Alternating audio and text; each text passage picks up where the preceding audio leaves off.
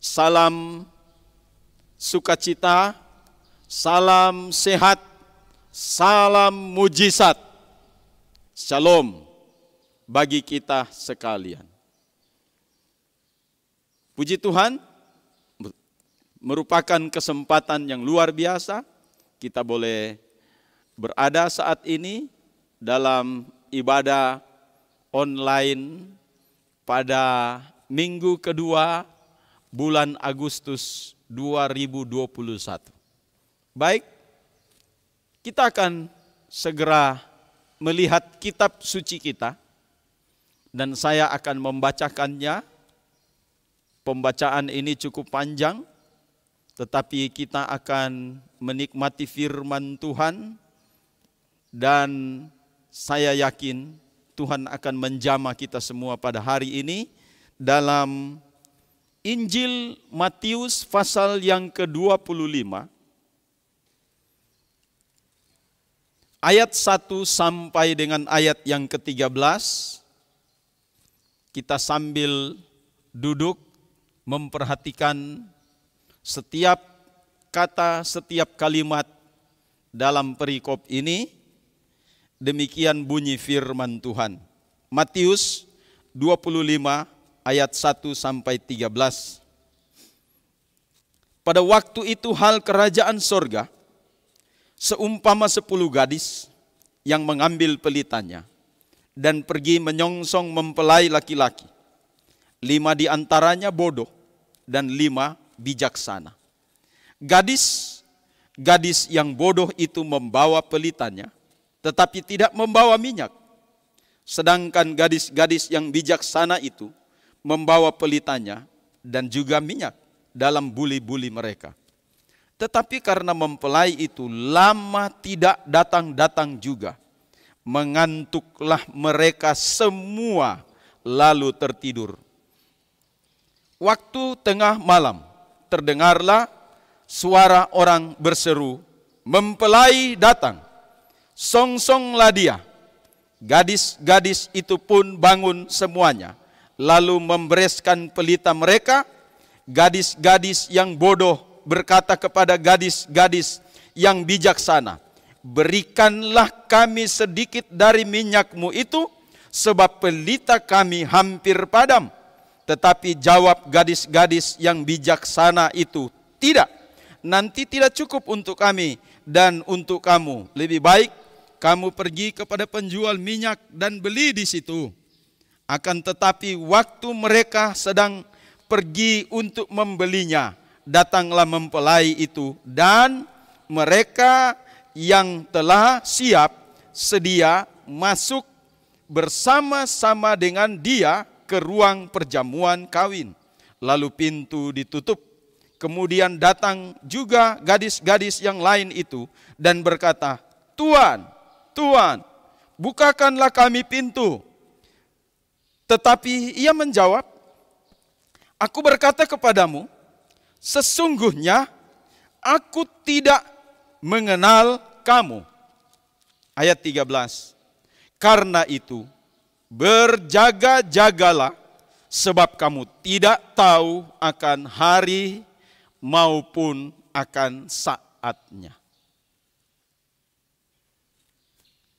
Saudara sekalian, pembacaan tadi dikisahkan dan judulnya diberikan oleh Lembaga Alkitab Indonesia, yaitu gadis-gadis yang bijaksana dan gadis-gadis yang bodoh. Perumpamaan ini merupakan refleksi kehidupan rohani gereja Tuhan di akhir zaman yang sedang menanti-nantikan sang mempelai Kristus pada kali yang kedua. Lanjut kisah ini tidak memuat tentang kontestan di mana ada pengantin pria yang akan memilih gadis-gadis untuk menjadi istrinya. Kalau kita melihat di sini bahwa 10 gadis ini bukanlah mempelai wanita. Kenapa dikatakan begitu? Karena kita melihat bahwa kalau toh nanti seperti kontestan pemilihan para pengantin, ya, maka mempelai pria ini memilih 5 dan 5 yang tidak termasuk dalam nominasi itu. Berarti kita sedang menerapkan satu pengajaran tentang poligami di sini. Tetapi saudara-saudara sekalian, kisah ini menceritakan tentang juga gereja Tuhan yang bukan dalam posisi mempelai wanita, tetapi 10 gadis ini kita akan telusuri pada konteks pernikahan orang Yahudi. Baik, kita akan menelusuri kisah yang dikisahkan atau perumpamaan yang disampaikan oleh Yesus Kristus Tuhan kita untuk menunjukkan apa di sini. Kita menelusuri ini dengan 4 pertanyaan sehingga kita diperkaya dengan informasi tentang pesta nikah dalam konteks budaya orang Yahudi.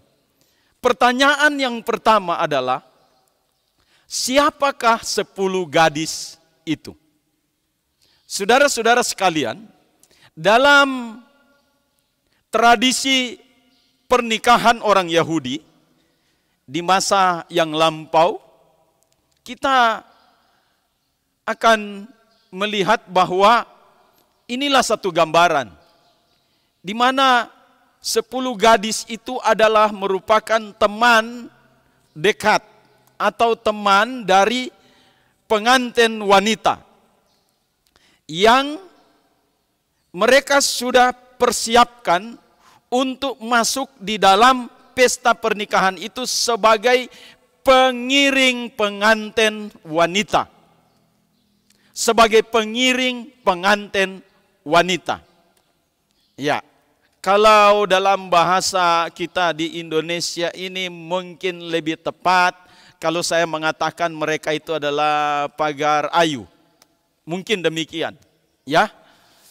Mungkin ada istilah lain, ya silakan. Tetapi 10 gadis ini adalah pengiring yang dipersiapkan dalam pesta pernikahan. Kemudian pertanyaan yang kedua adalah, apa yang mereka lakukan di rumah pengantin wanita? Memang 10 gadis ini harus berada di rumah pengantin wanita. Dan mereka harus mempersiapkan pelita yang harus terus menyala. Nah, pelita ini digunakan untuk nanti pada masa sudah pesta nikah berjalan, maka ada lampu yang dalam berbentuk obor atau dalam berbentuk yang lampu yang terus diisi, ya, dengan minyak zaitun untuk tari-tarian di pesta nanti. Saudara-saudara sekalian, dan mereka sedang menunggu di rumah pengantin wanita untuk memastikan kapan pengantin pria akan datang menjemput pengantin wanita, karena saudara-saudara sekalian, pelaksanaan pesta itu dilaksanakan di rumah pengantin pria. Dan mereka harus menunggu pengantin pria untuk datang. Kemudian pertanyaan yang ketiga adalah, mengapa harus dilaksanakan pada waktu malam? Dan kenapa di dalam kisah itu terjadi satu penantian sampai pada tengah malam? Nah, kita mulai memahami dan mengerti tentang tradisi Yahudi bahwa ada delegasi dari pihak wanita untuk pergi ke rumah pengantin pria. Dan di sana juga ada juru bicara pengantin pria. Untuk apa? Untuk membicarakan harga dari mas kawin. Di situ ada penawaran dan itu dilaksanakan menurut tradisi Yahudi pada malam hari. Dan setelah sudah sepakat tentang harga dari mas kawin yang sudah ditetapkan dengan kesepakatan antara kedua belah pihak, dari pihak pengantin wanita dan dari pihak delegasi pengantin pria, maka bolehlah pengantin pria pergi mengunjungi rumah pengantin wanita untuk menjemput pengantin wanita bersama dengan 10 gadis pengiring tadi. Saudara-saudara sekalian, ingat 10 gadis ini memiliki tugas untuk melakukan tari-tarian di pesta yang meriah itu, tetapi dengan catatan lampunya harus tetap menyala di dalam tarian pesta itu. Demikianlah kita sudah mendapatkan hal tersebut. Pertanyaan yang keempat adalah, mengapa 5 anak gadis ini tertolak? Saudara-saudara sekalian, dan dengan jelas di situ Yesus mengisahkan bahwa 5 gadis yang disebut gadis yang bodoh ini tidak memiliki persiapan minyak, saudara-saudara sekalian. Sebab keterangan mengenai lampu atau obor yang dibawa itu menurut keterangan dari kisah-kisah di masa lampau bahwa obor atau lampu atau lentera itu harus diisi minyak setiap 15 menit. Jadi harus ada pengisian setiap 15 menit. Karena lampu ini harus terisi dan terus terjaga, maka ada inisiatif dari para gadis ini dengan mempertimbangkan lama atau penawaran-penawaran dari mas kawin. Kita tidak tahu, ya, mereka tidak tahu bahwa jam berapa nanti pengantin pria dan rombongannya akan datang, saudara-saudara sekalian. Tapi yang jelas bahwa akan datang. Nah, itu ditentukan oleh penawaran tentang mas kawin. Saudara-saudara sekalian, mereka tertolak karena kehabisan persediaan minyak. Jadi kisah ini atau perumpamaan ini memberikan satu analogi tentang persiapan menantikan Sang Mesias mempelai Kristus di akhir zaman. Atau persiapan dari gereja Tuhan sebagai gereja yang terus aktif untuk menantikan Tuhan di menit-menit terakhir. Itu sebabnya dalam publikasi ibadah ini, topik khotbah yang disampaikan pada kesempatan ini yaitu persiapan di menit-menit terakhir. Ini adalah merupakan satu gambaran yang penting bagi kita, ya. Bagaimana kita melakukan persiapan di menit-menit terakhir. Nah, mari kita melihat arti dan penekanan dari perumpamaan ini dengan 3 bagian penting. Yang pertama adalah gereja yang bijaksana adalah murid Kristus yang memiliki wawasan yang benar tentang panggilannya. Haleluya.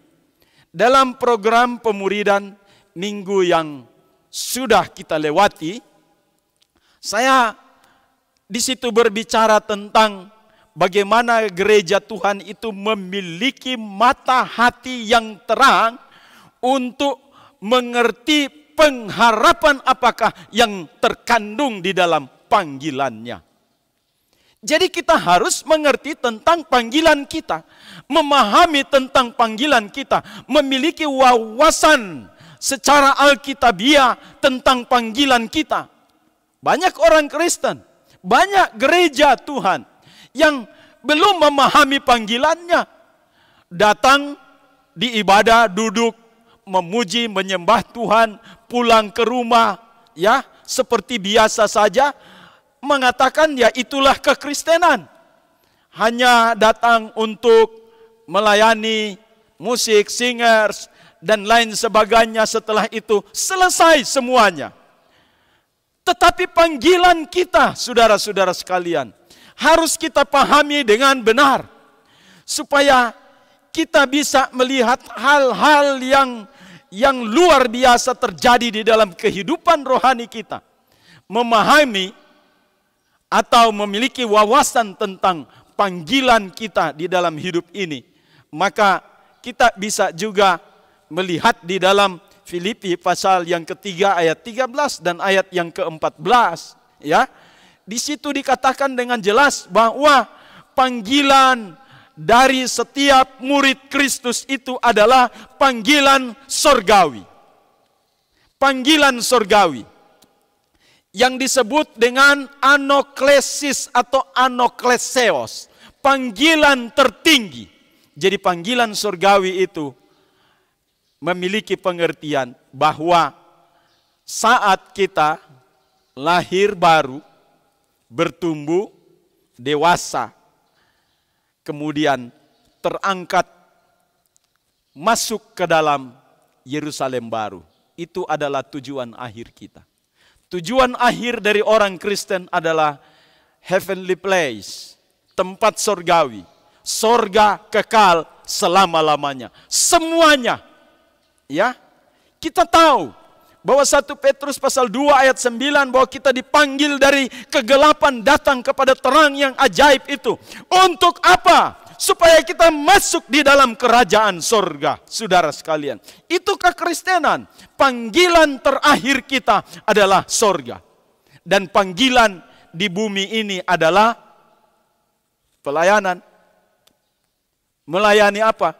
Semua gereja Tuhan, semua tubuh Kristus memiliki konsep pelayanan. Dan pelayanan umum bagi semua kita tidak terkecuali, siapapun dia, itu termaktub di dalam Matius pasal 28 ayat 19. Karena itu pergilah, jadikanlah semua bangsa muridku. Mari kita mendalami sejenak tentang satu panggilan yang kemudian kita melihat orang-orang yang mungkin kita prediksi masuk ke dalam kerajaan sorga. Tapi ternyata waktu di pintu pengantin sorgawi, di pintu mempelai laki-laki, ada suara yang terdengar dari balik pintu itu. Enyahlah, aku tidak mengenal kamu. Mungkin kita sudah prediksi bahwa mereka itu semua bisa masuk ke dalam kerajaan sorga. Mari kita membahas dalam 2 ayat penting pada kesempatan ini. Yang pertama, kita lihat dulu di dalam teks tadi, ya, yang mengisahkan tentang apa yang terjadi dalam Matius pasal 25 tadi, ayat 11, 12, dan 13. Kemudian nanti ada perbandingannya di dalam Matius pasal 7, ya, ayat 21 dan ayat yang ke-22. Mari kita melihat dulu dalam Matius pasal 25 ayat 11 sampai dengan ayat yang ke-13. Demikian bunyinya.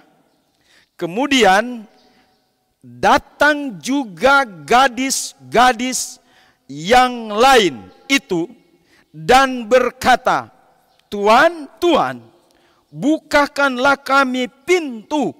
Tetapi ia menjawab, Aku berkata kepadamu, sesungguhnya aku tidak mengenal kamu. 13, karena itu berjaga-jagalah, sebab kamu tidak tahu akan hari maupun akan saatnya. Apa yang salah di sini, saudara-saudara sekalian? 5 gadis yang bodoh ini juga termasuk gereja Tuhan di akhir zaman. Apa yang salah, saudara sekalian? 5 gadis yang bodoh ini memiliki pelitanya. Dan mungkin pada awalnya menyala. Tapi pada akhirnya sang pengantin pria Yesus Kristus berkata, aku tidak mengenal kamu. Mari kita lihat lagi dalam pembacaan yang kedua, yaitu dalam Matius pasal yang ke-7.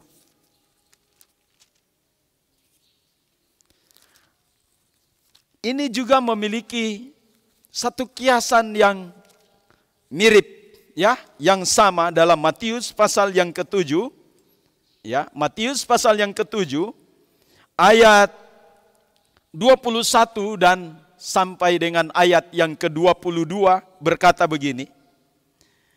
Bukan setiap orang yang berseru kepadaku, Tuhan, Tuhan, akan masuk ke dalam kerajaan sorga, melainkan dia yang melakukan kehendak Bapa-Ku yang di sorga.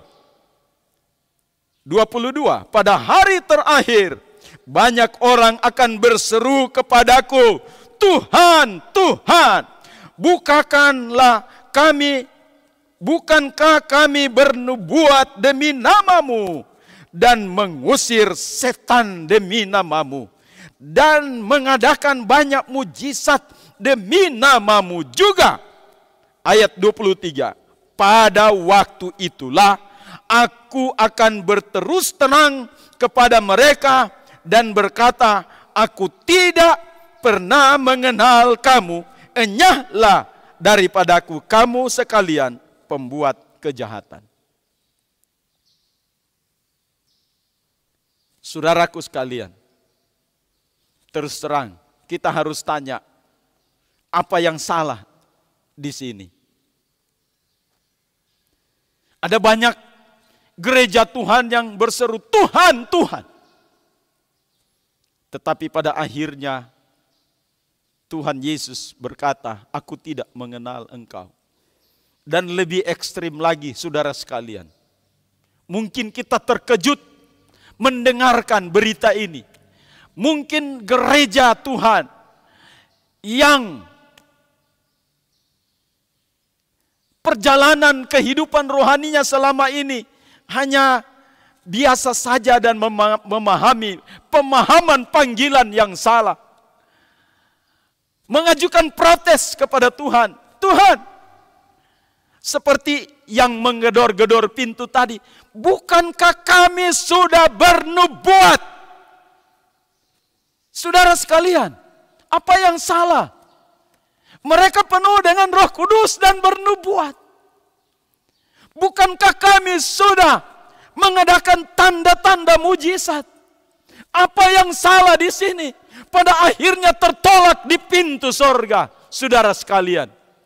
Dan kalau kita membaca seluruh perikop di dalam pembacaan Matius pasal yang ke-7 tadi, kita melihat penyebabnya, yaitu mereka yang terus berbuat kejahatan, tidak dimuridkan dengan benar, kemudian hanya mengutamakan hal-hal yang spektakuler, tetapi tidak menghasilkan buah kehidupannya sama sekali.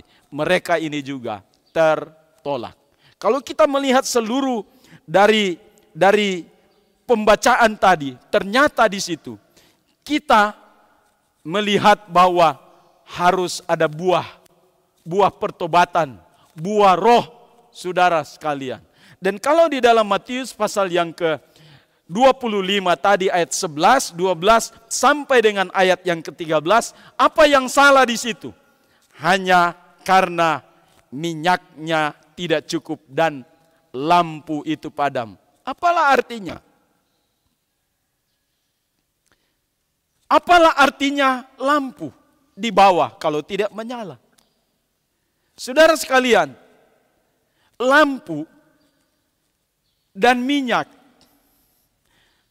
adalah merupakan dua sisi mata uang yang tidak boleh dipisahkan. Ada lampu, harus ada minyak. Kalau kita bicara tentang penerang, itu di masa yang lampau. Ada minyak, harus ada lampu. Saudara-saudara sekalian, mari kita memahami tentang panggilan kita saat ini. Saudara, kita mulai melihat pelajaran firman di masa yang lampau ketika awal-awal tahun 2021 ini. Kita sudah membahas tentang lahir baru di dalam Kristus.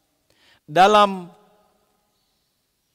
pembelajaran kita di masa yang lampau, saya memberikan pelajaran tentang bahwa kelahiran kembali itu adalah kelahiran yang sesuai dengan yang disebut dalam Yohanes pasal 3 ayat yang ke-5. Saudara-saudara sekalian, bahwa kita harus dilahirkan dari air dan roh. Saudara-saudara sekalian. Dan sudah dijelaskan di masa lampau bahwa air itu bicara tentang firman. Firman yang telah menjadi manusia dan diam di antara kita dan menerangi seluruh kehidupan kita. Jadi firman itu bicara tentang Yesus Kristus dan firman itu juga bicara tentang tulisan-tulisannya yang agung, mulia, saudara sekalian. Seperti yang dikatakan di dalam Mazmur pasal 119 ayat 105. Di situ jelas dikatakan firman-Mu pelita bagi kakiku dan terang bagi jalanku. Jadi firman ini pelita. Maka gereja Tuhan mempelai gereja Tuhan, kita semua di akhir zaman ini harus memiliki firman Tuhan sebagai standar kehidupan kita, saudara-saudara sekalian. Untuk apa firman Tuhan sebagai standar kehidupan kita? Akan memperbaharui kita dari hari ke hari sampai pada tahap level sama seperti Kristus. Haleluya. Jadi kita lahir dari firman. Dan dari firman itu kita bertumbuh. Bukankah di dalam Timotius pasal 3 ayat 16. Mari kita melihat itu ya. Saya membacakannya itu 2 Timotius pasal 3 ayat yang ke-16 Kita melihat di situ 2 Timotius pasal 3 ayat 16 Sekali lagi 2 Timotius pasal yang ketiga ayat yang ke-16 dikatakan begini, segala tulisan yang diilhamkan Allah memang bermanfaat untuk mengajar. Jadi firman Tuhan tulisan ini bermanfaat untuk mengajar. Untuk apa lagi? Untuk menyatakan kesalahan kita. Jadi ada yang salah, terus di next levelkan kita, dinaik tingkatkan kita, saudara-saudara. Untuk apa lagi? Memperbaiki kelakuan. Untuk apa lagi? Mendidik orang dalam kebenaran. Jadi firman akan membawa kita pada terangnya yang ajaib dan luar biasa. Dihentar kita dengan kuasa Roh Kudus. Firman Tuhan yang menyala adalah firman Tuhan yang terus berbarengan dengan Roh Kudus. Saya sudah mengatakan tadi bahwa lampu dan minyak tidak bisa dipisahkan. Itu merupakan 2 mata uang yang tak terpisahkan. Ada lampu, ada minyak. Ada minyak, ada lampu untuk menyala. Saudara sekalian, Inilah kegagalan dari gadis yang bodoh ini, saudara sekalian. Kegagalan ini terjadi pada gadis yang bodoh. Jadi gereja yang lahir dari firman adalah gereja yang harus pelitanya tetap menyala. Dan gereja yang lahir dari roh adalah gereja yang terus menghasilkan buah-buah pertobatan dan buah-buah Roh Kudus, saudara sekalian. Jadi kita tidak bisa memisahkan dari semuanya itu. Kegagalan dari 5 gadis yang bodoh adalah lampunya tidak cukup untuk menyala, dan itu artinya gagal. Mereka tidak mempersiapkan secara matang. Kemudian yang kedua adalah pengertian yang kedua, bahwa perumpamaan ini tidak menekankan tentang mereka atau gereja Tuhan yang terjaga, tetapi harus berjaga-jaga. Ini 2 kata, tetapi beda pemahamannya, hampir sama. Pak Pendeta, apa bedanya terjaga dengan berjaga-jaga? Mari saya mau jelaskan. Kalau terjaga itu melek, ya. Dalam bahasa Indonesia disebut melek. Artinya tidak tertidur, tetap energik. Ya. Itu terjaga. Tetapi kita melihat dalam kisah yang disampaikan di dalam perumpamaan tadi, 10 gadis itu tertidur. Jadi penekanan kali ini bukan persoalan terjaga atau terbangun terus, saudara-saudara sekalian. Tapi masalahnya di sini adalah berjaga-jaga. Beda. Berjaga-jaga itu arti yang dalam konteks khotbah pada kesempatan ini, yaitu kita harus siap. Walaupun ada satu keadaan di mana gereja lesu, tidak terjadi satu kegiatan-kegiatan yang spektakuler, tetapi kita harus berjaga-jaga, saudara sekalian, walaupun tidak terjaga. Tarik satu konteks yang menarik pada kesempatan ini.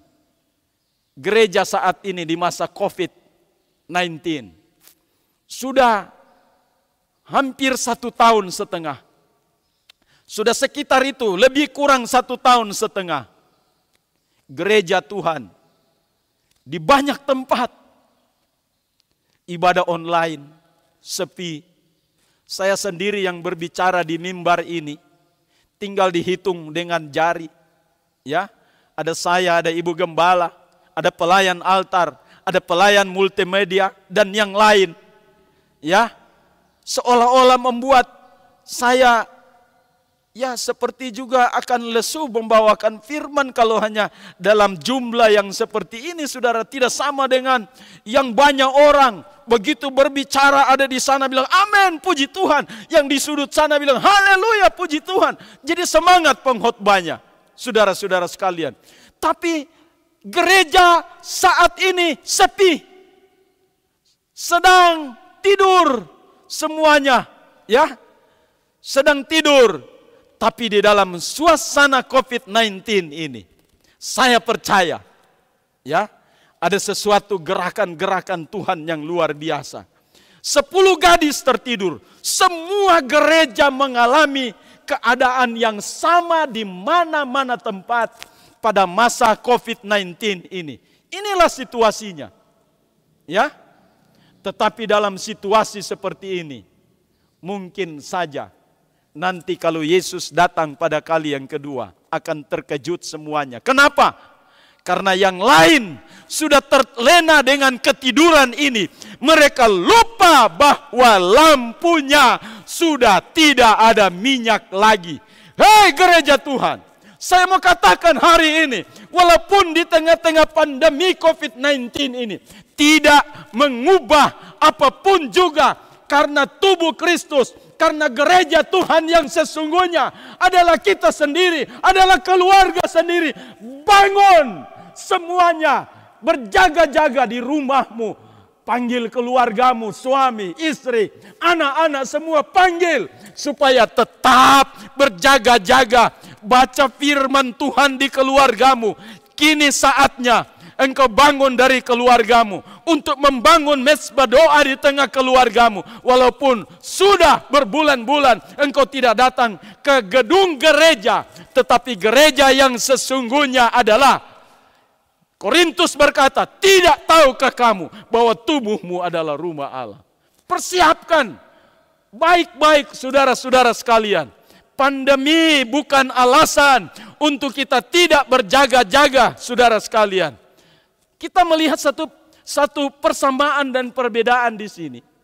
Persamaannya adalah apa? 10 gadis sama-sama tertidur. Tetapi yang menjadi perbedaan di sini, 5 gadis yang bijaksana memiliki persediaan minyak. Tetapi 5 gadis yang bodoh tidak memiliki persediaan minyak. Siapa mereka? Saya mau sentuh hati saudara pada saat ini. Banyak sekali program-program meningkatkan kualitas iman kita di masa pandemi. Di Zoom meeting. Kenapa saudara tidak hadir di Zoom meeting? Ya. Ini program pendewasaan kita semua, saudara-saudara sekalian. Di ibadah online ini, walaupun kita tidak ke gereja, ada yang beralasan, wah online tidak terlalu mantap. Sementara duduk beribadah ada yang makan lari sana sini. Tertibkan keluargamu di rumahmu, saudara. Ya, itu bukan alasan. Tetapi semuanya harus bergerak pada garis rencana Tuhan. Jadi saya mengumpamakan saat-saat ini gereja itu sama dengan 10 gadis yang sementara tertidur. Tapi ingat, satu hal yang tidak boleh diambil dari kehidupan kekristenan kita, yaitu persiapan lampu tetap menyala di dalam hidup kita. Jadilah murid Kristus yang terus menyala, tidak pengaruh. Mau ibadah online, mau bagaimana situasinya. Yang penting rohani saya tetap terjaga dan terbangun. Maka saya datang pada poin yang ketiga yang terakhir pada kesempatan ini. Yaitu pengajaran utama dari perumpamaan ini ialah pengajaran yang dominan dengan kualitas kesiapan kita. Haleluya. Apakah saudara sudah siap atau tidak? Siap tidaknya di sini adalah saudara penuh dengan firman atau tidak. Ya, giatkan keluargamu untuk membaca firman, berdoa di rumah. Ya, terus di dalam kehidupan ini ada peningkatan next level, dimuridkan terus. Ya, ada orang juga mempersoalkan mengenai Ibrani pasal 10 ayat yang ke-25. Ya. Berkata begini, iya Pak Pendeta, kita harus ibadah, tidak usah online. Ibadah saja bersama. Kenapa? Ibrani pasal 10 ayat 25. Apa disebut di situ? Janganlah kita menjauhkan diri dari pertemuan-pertemuan ibadah kita. Seperti dibiasakan oleh beberapa orang. Tetapi marilah kita saling menasihati dan semakin giat melakukannya menjelang hari Tuhan yang mendekat. Ayat inilah yang merupakan alasan harus ada di gedung gereja. Mari kita lihat, saya mau membuka mata hati kita semua pada kesempatan ini. Gereja Tuhan, saya mau buka mata hati saudara. Bahwa pertemuan ibadah, yaitu ibadah itu seperti pertemuan, ya. Tapi ingat, kalau saya berkata Zoom meeting apa artinya? Ya. Zoom meeting artinya pertemuan melalui Zoom, itu juga pertemuan. Haleluya. Ibadah online saudara hadir di situ, itu juga pertemuan. Saudara bertemu ya, secara tidak langsung dengan saya sebagai pengkhotbah, pemimpin pujian, dan ada yang disorot dengan kamera. Sampai di dalam pemuridan tadi malam bersama dengan kaum pria senior, junior, saudara sekalian, begitu menjelaskan tentang ini, ya, di dalam pemuridan itu ada yang berkata, oh berarti itulah pertemuan di udara. Ya, saya jawab, ya, pertemuan di gelombang udara melalui jaringan. Ya, nanti juga ada saatnya pertemuan di udara secara fisik, saudara-saudara sekalian. Tapi ini adalah pertemuan. Ibadah itu juga saling menasihati. Di mana kita saling menasihati? Di Zoom meeting. Ya, saling berbagi, saling menasihati, bertanya, menjawab, melengkapi materi. Kemudian ada yang melengkapi yang lain, ya, membagikan hidup. Di sana juga membagikan hidup. Inilah prinsip saling. Haleluya. Prinsip saling. Kapan kita mengerjakannya itu? Menjelang hari Tuhan yang mendekat. Saudara sekalian, gereja boleh sepi hari-hari ini. Jadi murid Kristus yang bijaksana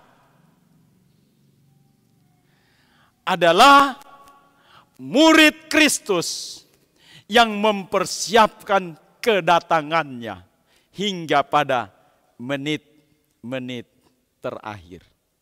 Tuhan Yesus memberkati kita sekalian. Kiranya firman ini akan memberikan pengharapan yang baru bagi kita semua, sebagai dorongan yang luar biasa untuk kita terus maju di dalam Tuhan.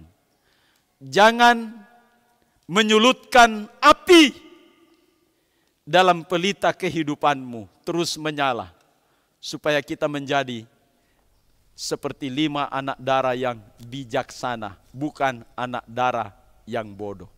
Saya menutup dengan ayat terakhir pada kesempatan ini dalam Amsal pasal yang ketiga ayat 21 sampai 23 berkata begini, hai anakku, janganlah pertimbangan dan kebijaksanaan itu menjauh dari matamu. Peliharalah itu, maka itu akan menjadi kehidupan bagi jiwamu dan perhiasan bagi lehermu. Maka engkau akan berjalan di jalanmu dengan aman dan kakimu tidak terantuk. Tuhan Yesus memberkati.